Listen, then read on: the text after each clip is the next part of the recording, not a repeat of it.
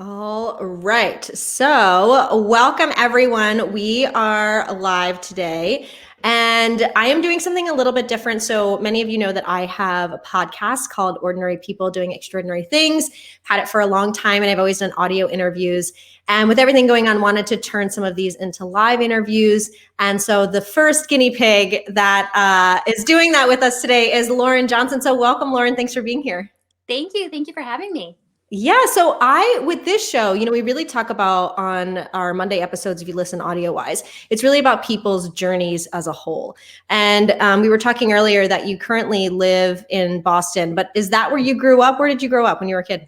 Yes. No, I grew up south of Boston and I left for a little while, not too far. I lived in Connecticut, New York for a little bit, but we ended up coming back here once we got married and had kids and everything. So, yeah.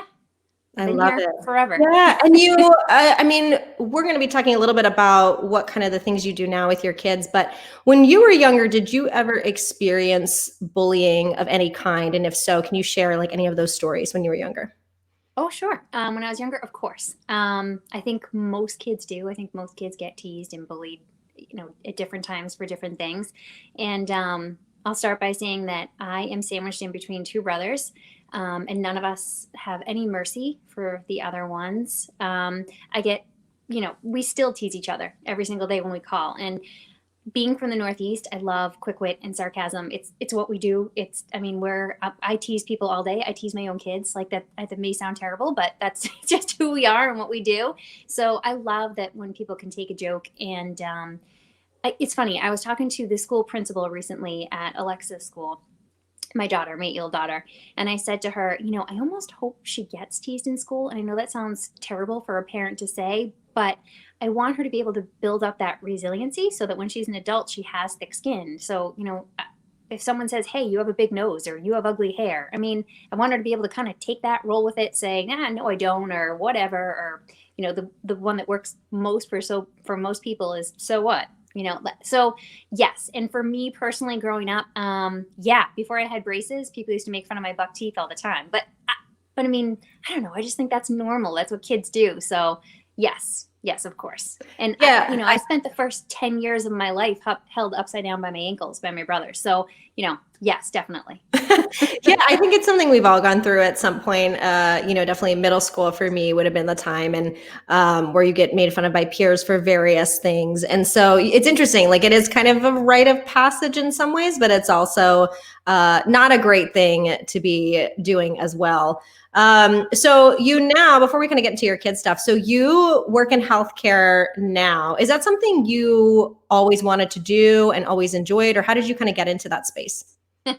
I sort of fell into it. No, I actually went to school for journalism and PR, and I thought that I would want to do that. But long story short, I started seeing people, and it's funny, no one's asked me this question in a long time, in the news, and no offense to them, but out in the, giant tropical storms on a seawall. And I thought, I don't know if I really want to do that. Or really, terrible stories where a school shooting happens and you have to be there asking the parents really difficult questions. And I admire people for that, but I got to a point where I thought, I don't know if I have that in me. So I sort of fell into the pharmaceutical industry, and I've been in that industry for 16 years now, which is kind of crazy, but so I guess that's the story.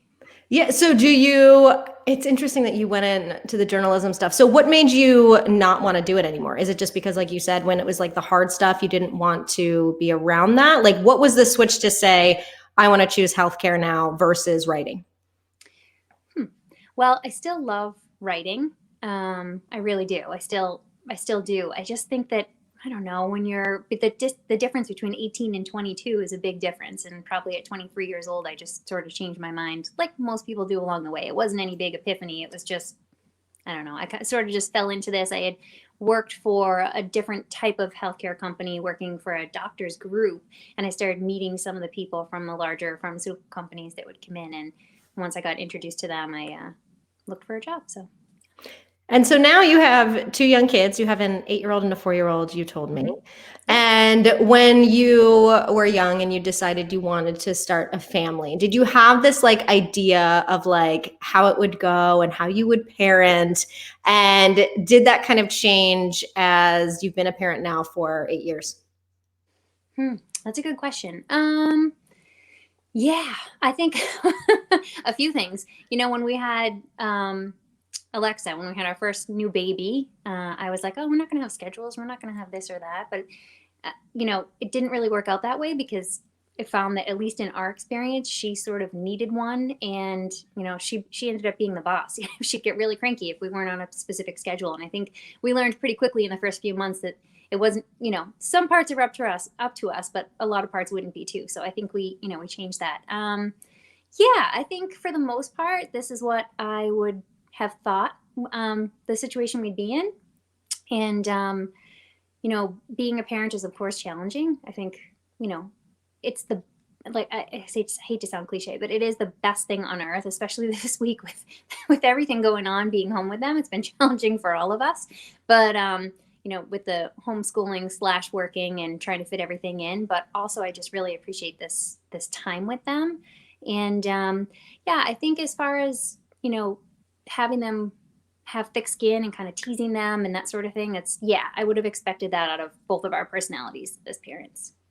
And so I I don't know if want that to talk answers it. about, yeah, something that you're really passionate about right now is about Alexa is a human. And you're talking about it from a voice standpoint. So for those that are not familiar with voice technology, again, this is, some of you know me also from the Inside Voice podcast, but this is my personal one, Ordinary People Doing Extraordinary Things. So voice technology, anything you use with Google Assistant, Amazon Alexa, you would say, Alexa, tell me the weather, Alexa, do this. And so you've kind of created this thing where this petition where you're asking them to change the wake word. But before we get into that, I'd love to know, how did you first interact with voice technology and Amazon Alexa? Was it your kids that started doing it first, or you used it? Like, where did this story begin? Well, it's funny. So at first, we actually, it's tough to admit this, but at first we thought it was actually kind of funny. So I had gone to visit a college friend and I brought my daughter with me. And she had a new baby. I brought both kids with me, and she had a new baby, and she had an echo. And so every time I'd say my daughter's name, Alexa, it would go off. I mean, because that's what it's intended to do. That's the wake. Well, they call it a wake word. In my opinion, I call it a wake name because I don't believe Alexa is a word. But yeah, and so we sort of played with it that day. And I'm like, Alexa, isn't that funny? It's your name. It's the same thing. And we kind of played with it, and it wasn't a big deal. And then my brother had bought a new home, and it was in his thermostat. And so we went over there, and he was totally teasing her. He's like, Alexa, watch this. And so, at first it was really not that big of a deal. That was our first experience with it. And we hadn't been sort of inundated with all of the commercials and the technology and the branding, the impact that it's had in the branding. But at first, no, it was so small, and we didn't realize how much it would grow, that it wasn't really bothersome at all. And so, I mean, it's funny because I think a lot of people in voice tech, the younger ones and the older adults adopted it faster. So, was your daughter playing with it a lot? Was she saying, Alexa, do this, and kind of having fun with it at home, or not really? So we definitely don't have one. You're like, now, because No. that would probably get annoying, I would assume, right? Yeah, no, we definitely don't have one. And so she hadn't really played with it. I mean, yeah, she plays with it at friends' houses, so of course she goes for play dates. And I'd say half of her friends, if not more, have them now in their house. And some of them have Google Home, but I don't know if it's just our area or a coincidence, but most of her friends actually have an Echo device. So a lot of them have Alexa as a wake name because it's default. So they do play with it, and they do things that kids do. And I think that when she goes over there, it sort of triggers something in their mind to say, oh, Alexa, oh, let's go play with Alexa. So let's go yell at it. Let's go make it swear. Let's make it play a funny song.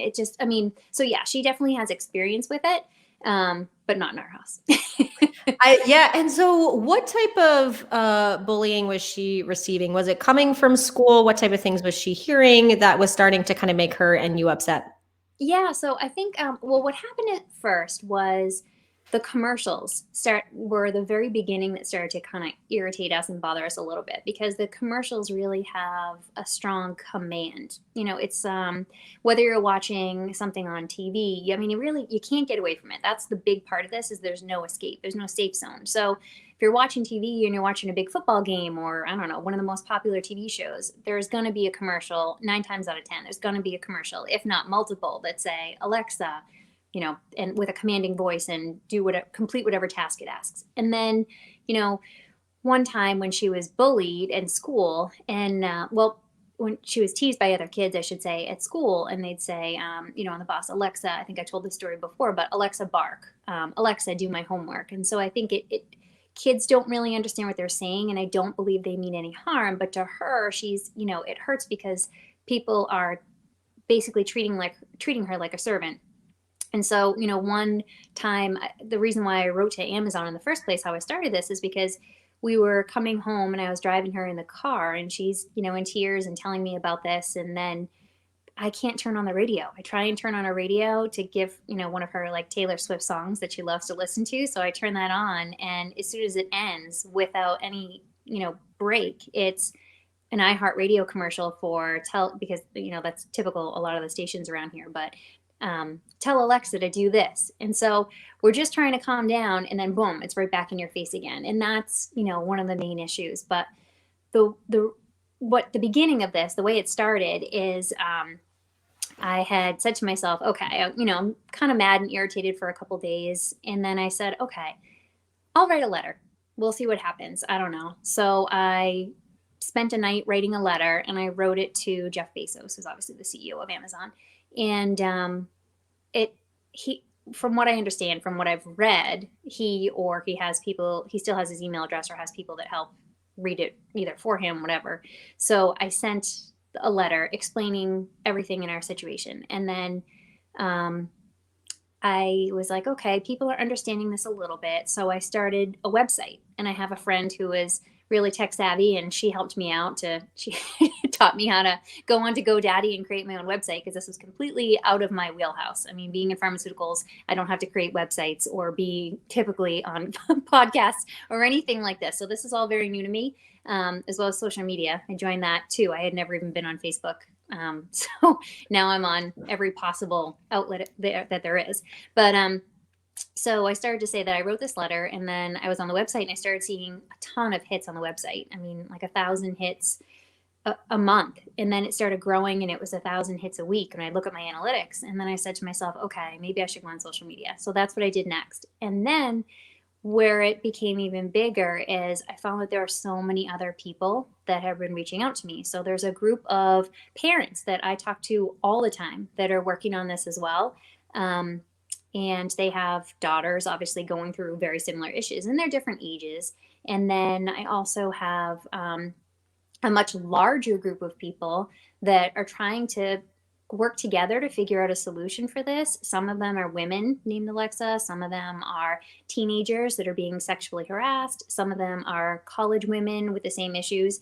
And then, like I said, a variation of different people, but all for the same cause. And it's funny, from what I understand, most people will say, this seems so superficial. I mean, out of all the things in the world you're worried about a wake name. But when you spend 5 minutes to really either read the letter or go on to alexasahuman.com or go on to the Facebook, Twitter, and see even like the YouTube video that I did at Project Voice in January, and you sort of listen to what's going on, I think people start to understand. And, the one thing I say to people is, if you want to understand this, imagine if we had named our daughter Servant. People would think we were absolutely crazy. Absolutely crazy. We'd be all over, the Boston news station in a heartbeat. I can't believe these parents named their daughter Servant. What horrible people. And yet Amazon has done that for us, and somehow it's okay. So what we're trying to do is change that so that the kids aren't treated like this, because I can't imagine that this is something that's good for, I'm not a psychologist or psychiatrist, but I can't imagine this is good for the psyche. I mean, the impact that this is going to have on these kids and women being treated, as if they were 100 years ago, it's not going to bode well for anyone. And I keep going with this because these kids are reaching out to me.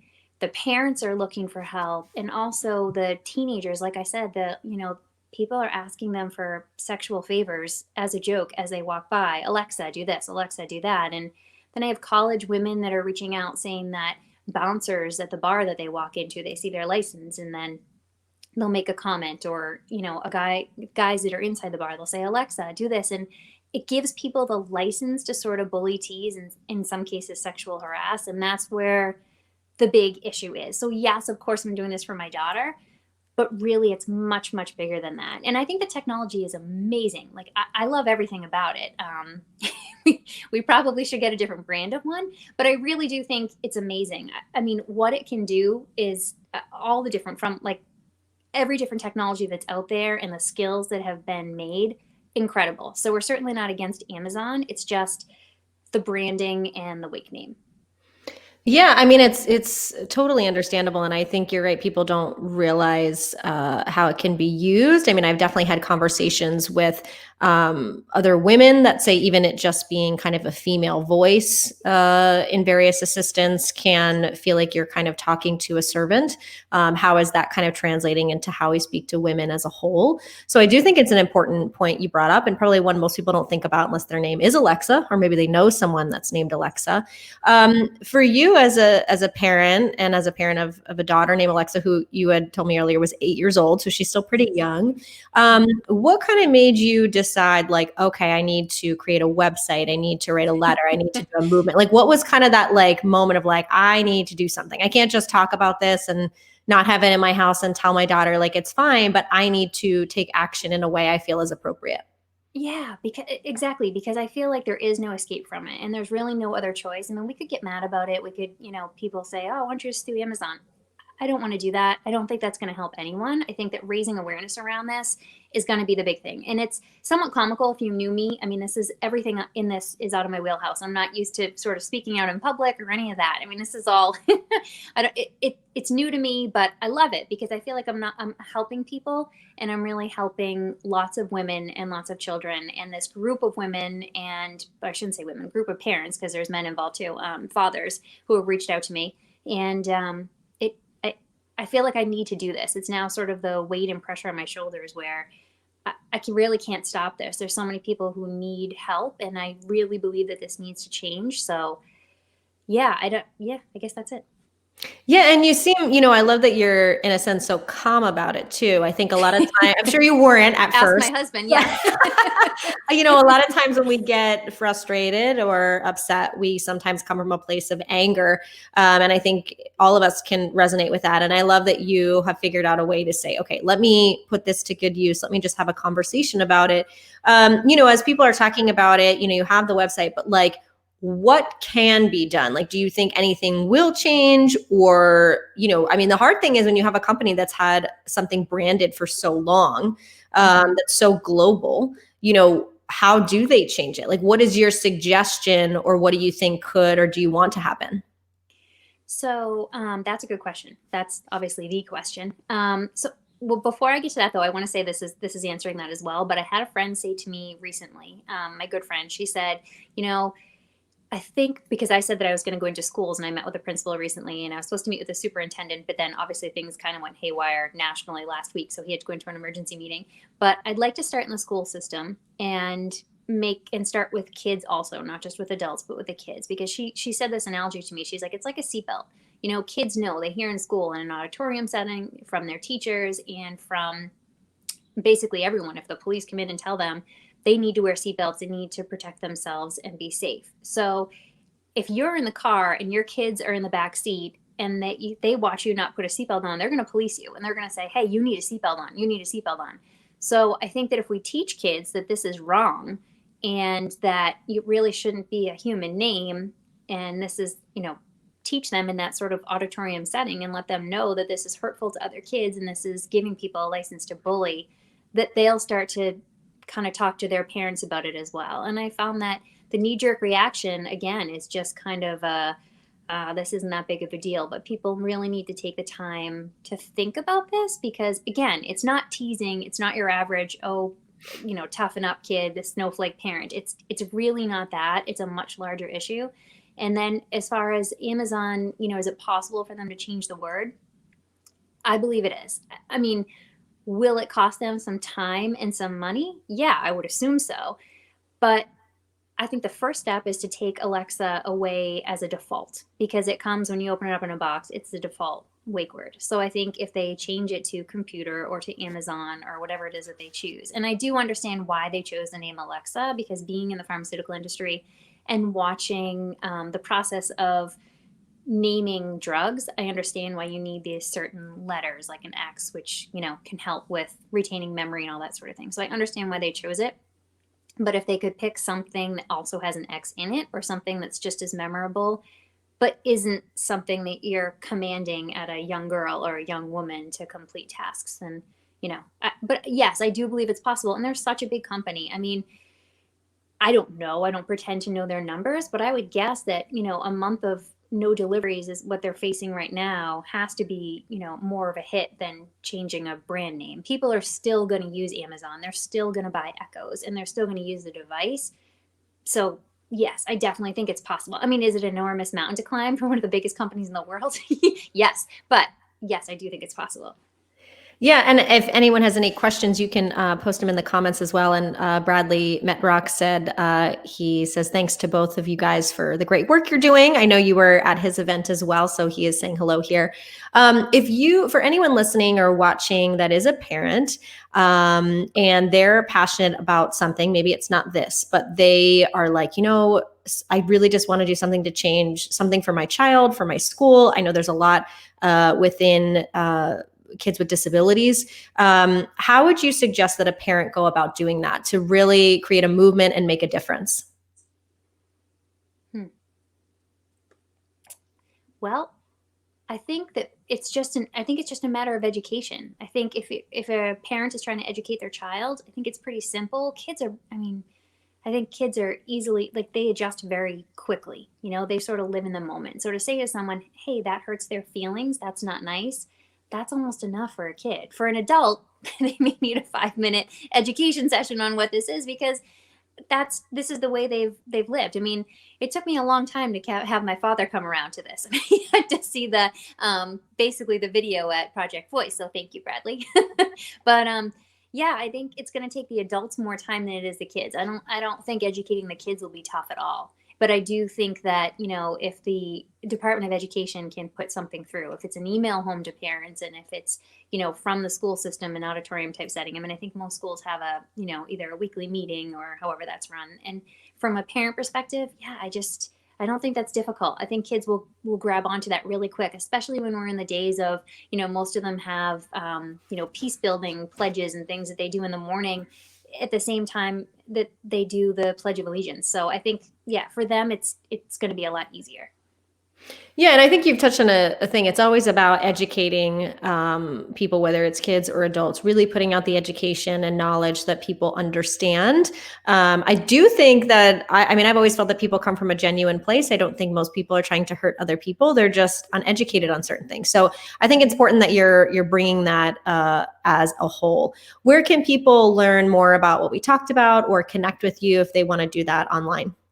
Oh, I'd love that. Absolutely. So the website is www.alexaasahuman.com. And I'm also on Facebook, Alexa as a Human, Twitter, Instagram. So you can pretty much find me anywhere. And us as a group too, because like I said, there are other parents and women and people involved. So we are here. If anyone else needs support or wants to join or learn or, help us, we're here. And I just appreciate you having me on so much. Thank you. This was great. Yeah, I love it. And it's, for this show and for people who listen, it's always the Monday episodes that this is a part of. My whole feeling is that there's so many amazing people around us every day doing and being great. And so you're doing that in your way, which is so wonderful to see, Lauren. The last question I like to ask all of my guests on this show is, what is one word or quote or mantra that you try to live by every single day? Ooh. Let's see. That's a good question. Well, I think I'd have to go with what I tell my kids. Just be yourself and be kind. That's pretty much what I tell my kids every day. If they get nervous for something or if they don't know what to do, I'll just say, be yourself. So be yourself and be kind. And I think that's what we're trying to do here. I'm not trying to, do this just for fun or to be on camera because that is not me. But yeah, I'm just trying to be myself and show people that there is an effect to what happens here. And so if you just take a few minutes to listen, I don't think anyone would intentionally keep the name. I love it. Well, thank you so much, Lauren. As always, if you guys have comments, you can put them below. You can reach out to Lauren or myself. We will be doing more of these live interviews, so you can tune in to the various places. But thank you so much, Lauren. And I look forward to hearing more and how it goes. All right. Thanks so much, Carrie.